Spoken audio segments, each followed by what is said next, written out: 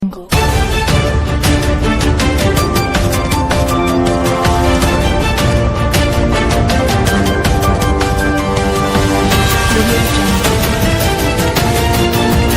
பார்த்துக் கொண்டிருப்பது புரட்சி நியூஸ் நேரலை செய்திகள்.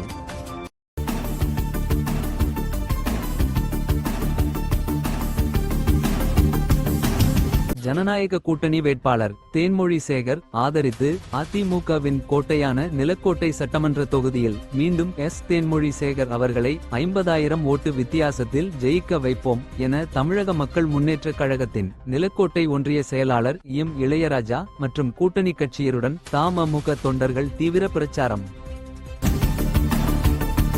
புரட்சி நியூஸ் செய்திகளுக்காக ஆசிரியர் புரட்சிதாசன். தினசரி நேரலை செய்திகளை உடனுக்குடன் தெரிந்து கொள்ள புரட்சி நியூஸ் செய்திகள் சேனலை சப்ஸ்கிரைப் செய்யவும்.